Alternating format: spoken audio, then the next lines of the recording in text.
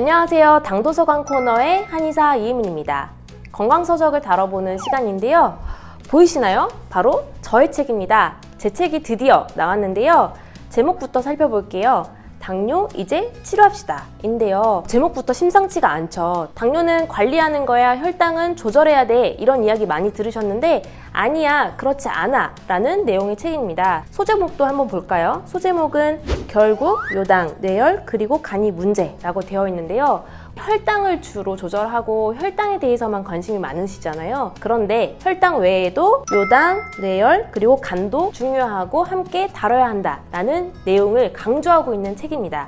내용이 궁금하시죠? 목차부터 살펴볼게요. 전체 구성을 한번 살펴볼게요. 크게 파트 1과 파트 2가 있는데요. 파트 1에서는 중국에서의 당뇨치료, 한방 당뇨치료, 음식, 운동, 수면으로 대표되는 올바른 생활습관에 대해 설명합니다. 특히 한방 당뇨치료에 대한 내용이 굉장히 생소할 수 있는데요. 간이 당뇨치료에 있어서 매우 중요하거든요. 간에 대한 이야기, 그리고 요당이 당뇨와는 어떠한 관련이 있는지, 왜 혈당뿐만 아니라 요당도 살펴야 하는지에 대한 이야기를 합니다. 다음으로 한방 당뇨 치료가 필요한 4가지 유형에서는 실제 한의원에 오는 환자분들의 유형을 다루고 있습니다. 당뇨 초기이거나 혈당이 잘 안 잡혀서 걱정이거나 당뇨약을 조절하고 싶거나 합병증을 치료하고자 하는 분들이 가장 많아요. 그러한 내용이고요. 그 뒤로는 올바른 음식, 운동, 수면에 관한 이야기입니다. 당뇨는 생활습관병이다. 그래서 생활습관이 정말 중요하다. 이런 이야기 많이 들어보셨죠? 올바른 생활습관이 무엇이고 그리고 어떻게 고쳐야 하는지에 대해서 자세하게 설명했으니 꼭 읽어보시길 바랄게요. 파트 2가 더 흥미로울 수 있겠는데요. 파트 2에서는 그동안 치료했던 당뇨 치료 사례의 일부를 소개하고요. 마음을 편하게 먹으니 당뇨 치료가 쉬워졌어요. 마지막 고비를 넘어 완치를 향해. 당뇨 때문에 주변에서 힘들게 해요. 등등 다양한 치료 사례 30가지를 접할 수 있습니다. 여러분과 비슷한 사례를 찾는다는 생각으로 읽으시면 더욱 재밌을 겁니다. 그 외에 당뇨와 관련된 자가 테스트가 6개 나오고요.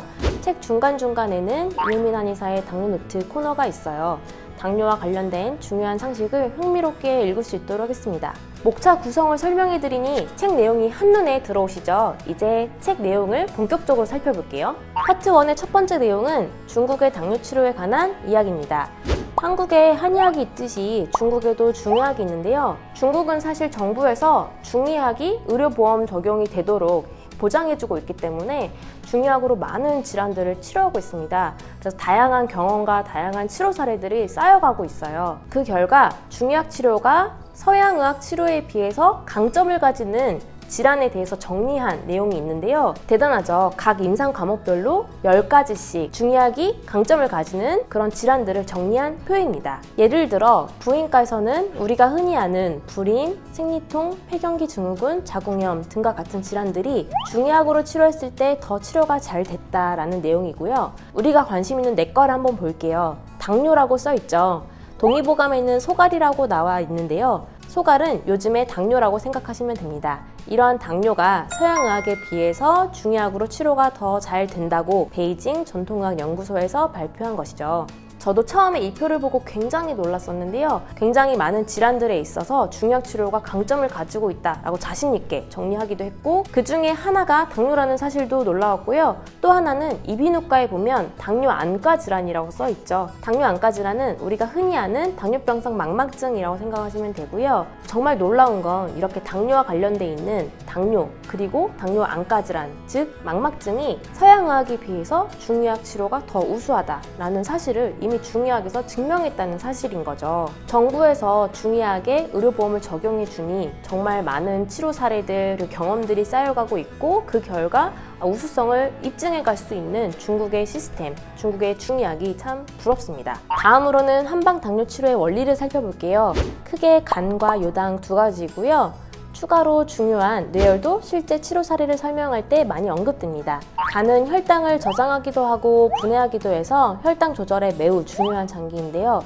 그래서 간이 안 좋으면 간이 혈당을 제대로 조절하지 못해서 혈당이 상승하는 겁니다. 그래서 당뇨인들은 간 기능이 좋아야 혈당 조절이 잘 된다라는 내용이고요. 두 번째는 요당에 대한 이야기예요. 실제 환자분들은 혈당에 관심이 많으시잖아요. 혈당이 높냐 낮냐에 따라서 기분을 좌지우지할 정도인데 요당도 함께 살펴봐야 한다는 내용입니다. 요당이 당뇨 초기 증상, 합병증과 어떠한 관련이 있는지, 피로감과 왜 관련이 있는지를 설명하고 있습니다. 대표적으로 요당이 당뇨 초기 증상, 즉 다음, 당뇨, 다식과 왜 관련이 있는지 살펴볼게요. 요당이 나온다는 건 포도당이 소변으로 빠져나간다는 것이죠. 포도당이 소변으로 나갈 때 혼자 못 나가니 물을 끌고 나가 소변을 자주 보게 됩니다. 다뇨라고 하죠. 소변을 자주 보니 수분이 부족해지고 동시에 몸에서는 삼더 현상도 발생하기 때문에 목이 마르겠죠. 이를 다음이라고 합니다.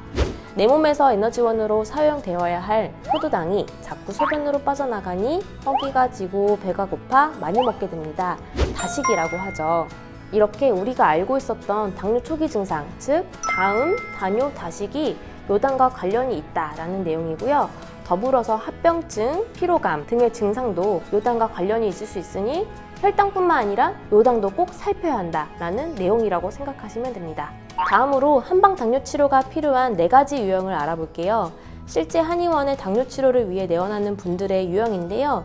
당뇨 초기이거나 혈당이 잘 안 잡혀서 걱정이거나 당뇨약을 조절하고 싶거나 합병증을 치료하고자 하는 분들, 이렇게 4가지 유형입니다. 나는 당뇨약을 먹으면서 혈당 조절이 너무너무 잘 돼! 라고 하는 분들을 빼면 이 4가지 유형에 하나라도 속하거든요. 그래서 실제 이러한 유형의 환자분들을 치료하는데 얼마나 걸리는지, 그리고 내가 이 4가지 유형 중에 어디에 속하는지 생각하시면서 읽어보시면 굉장히 재미있게 읽을 수 있을 거라 생각합니다. 열심히 설명했는데 많은 내용을 다루지는 못했네요. 환자분들이 알아야 할 생활습관, 음식, 운동, 그리고 수면에 대한 이야기, 그리고 가장 흥미로울 수 있는 한방 당뇨 치료 사례 이야기는 다음 영상에서 차근차근 설명하도록 하겠습니다. 그럼 다음 영상에서 뵙겠습니다. 감사합니다.